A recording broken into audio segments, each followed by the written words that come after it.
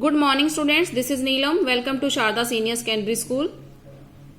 Today this video is for revision. ऐसे हम अपना चैप्टर 1 कंप्लीट कर चुके हैं which is the Indian constitution. इसको डिटेल में हम स्टडी कर चुके हैं.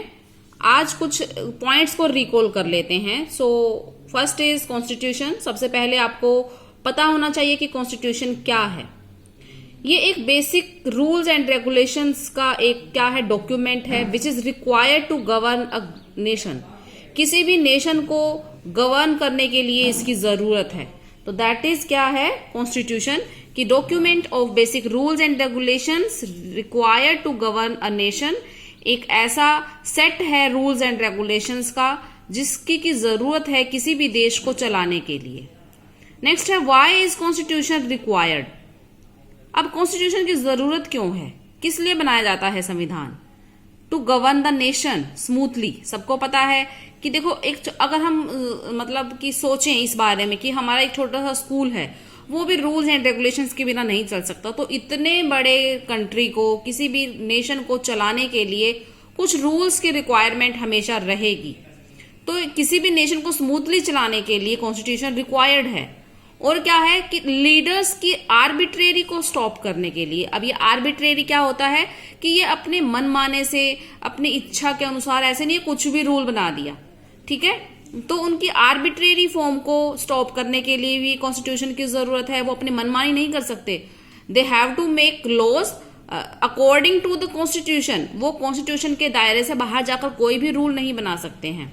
ठीक है, और ये हमें इक्वालिटी ग्रांट करता है, ये हमें इंडिपेंडेंस ग्रांट करता है, हमें समानता दिलवाता है, हमें स्वतंत्रता दिलाता है. So there are many points हम डिस्क्राइब कर सकते हैं कि हमें कॉन्स्टिट्यूशन की रिक्वायरमेंट क्यों है. अब आता है कॉन्स्टिट्यूशन असेंबली के बारे में. कॉन्स्टिट्यूशन असेंबली देखो कॉन्स्टिट्यूशन बना कब बना 1949 के अंदर बन के तैयार हो गया था. मेनली डेट बताऊं तो 26 नवंबर 1949 को हमारा कॉन्स्टिट्यूशन बनकर तैयार हो गया था जिसे इम्प्लीमेंट किया गया 26 जैन 1950 को. ओके, तो किसने बनाया ये संविधान. ये बनाया हमारी कॉन्स्टिट्यूएंट असेंबली ने, हमारी संविधान सभा ने. ठीक है, तो India the constitution assembly to form the Indian constitution was formed. संविधान को बनाने के लिए संविधान सभा की मतलब रचना की गई, उसे फॉर्म किया गया. 1946 में इसको बनाया गया हमारी कॉन्स्टिट्यूशन असेंबली को. और इसने 26 नवंबर 1949 को हमारा संविधान बनकर तैयार कर दिया. कितना समय लगा हमारे संविधान को बनाने में. 2 वर्ष 11 महीने 18 दिन का समय लगा. ये कुछ एक्स्ट्रा पॉइंट्स थे जो आपकी नॉलेज के लिए मैंने आपको डिस्क्राइब किए हैं यहाँ पर. इसके बाद है मोनार्की. अब ये मोनार्की सिस्टम क्या है. तो एक ऐसी फॉर्म है गवर्नमेंट की जिसके अंदर सभी powers in which all the powers of the state are with the king और द मोनार्क. जिसके अंदर सभी पावर्स किसके अंडर होती हैं, सभी पावर्स होती हैं under the king, under the monarch. लेकिन हमारे इंडिया में तो ऐसा है नहीं. कहाँ थी ये ऐसी फॉर्म, ये पहले नेपाल के अंदर पाई जाती थी मोनार्की फॉर्म. ठीक है, हमारे इंडिया में कौन सी फॉर्म है फिर गवर्नमेंट की. हमारे इंडिया में है डेमोक्रेसी. अब डेमोक्रेसी क्या है. Democracy in which government is elected by the people. जिसके अंदर गवर्नमेंट जो है इलेक्ट की जाती है लोगों के द्वारा. अब्राहम लिंकन की एक डेफिनेशन है ना डेमोक्रेसी की. डेमोक्रेसी क्या है, तो democracy is for the people, by the people, for the people. Okay, तो ये है डेमोक्रेसी की डेफिनेशन जिसमें लोगों की भागीदारी, जनता की भागीदारी ज्यादा होती है. नेक्स्ट है आइडियल. क्या होता है. आइडियल होता है जैसे हम कहते हैं ना कि ये मेरा आइडियल है, यानी कि वो एक्सीलेंट है. ठीक है, परफेक्ट है. किसी भी एक ऐसा गोल या एक ऐसा प्रिंसिपल जो एक्सट्रीम लेवल पर अच्छा हो, बहुत एक्सीलेंट हो, बहुत परफेक्ट हो, उसे आइडियल फॉर्म कहते हैं. आर्बिट्रेरी जैसे कि हमने अभी वर्ड ऊपर भी हमने स्टडी किया है. When nothing is fixed and is instead left to one's judgment or choice. जहां पर कुछ भी फिक्स नहीं होता और किसी की चॉइस या जजमेंट के ऊपर ही सब कुछ छोड़ दिया जाता है कि आप कैसे मर्जी कर सकते हो. This can be used to refer to rules that are not fixed or decisions that have no basis etc. जिसमें मतलब कि this can be use to refer to rules that are not fixed, जिसमें रूल्स fix नहीं होते हैं, मनमानी की जा सकती है अपनी, ठीक है, वो आर्बिट्रेरी फॉर्म होती है। पॉलिटी क्या है? A society that has an organization political structure. India is a democratic polity, जिसमें एक पॉलिटिकल स्ट्रक्चर होता है, उसे हम पॉलिटी कहते हैं, यानी कि राजनीति।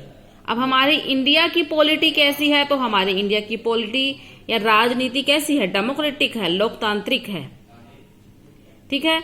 अब अगर बात करें Indian national movement, the movement started after establishment of Congress in 1885। देखो यहां से आपको एक क्वेश्चन और आपके पकड़ के अंदर आ गया है कि इंडियन नेशनल कांग्रेस की स्थापना कब हुई थी? तो ये हुई थी 1885 में, to obtain freedom for India from the British. अब इस कोई भी मतलब बनाया जाता है कोई भी एसोसिएशन, तो उसके पीछे कुछ ना कुछ पर्पज होता है ना, कि इस पर्पज से हम इसको बना रहे हैं, ठीक है। तो किस लिए बनाया गया था? हमें मतलब स्वतंत्र कराने के लिए, हमें फ्रीडम दिलवाने के लिए।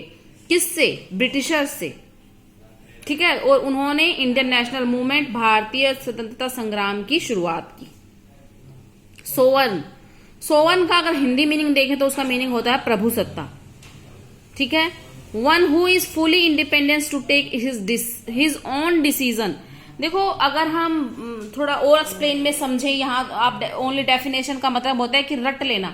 मैं नहीं कहती हूँ कि किसी चीज को आप क्रैम करो। सोवन का मीनिंग होता है कि जब हम बिल्कुल इंडिपेंडेंट हैं, टू टेक आवर डिसीजन, चाहे वो एक्सटर्नली हो चाहे वो इंटरनली हो। बिफोर 1947 वी वर नॉट सोवन, हम सोवन नहीं थे, क्योंकि हम अपने डिसीजंस ना तो इंटरनली ले सकते थे, ना ही हम एक्सटर्नली अपने डिसीजन ले सकते थे। हमारे बिहाफ पर कौन ले रहा था डिसीजन? ब्रिटिशर्स ले रहे थे। Then we were not Sovan.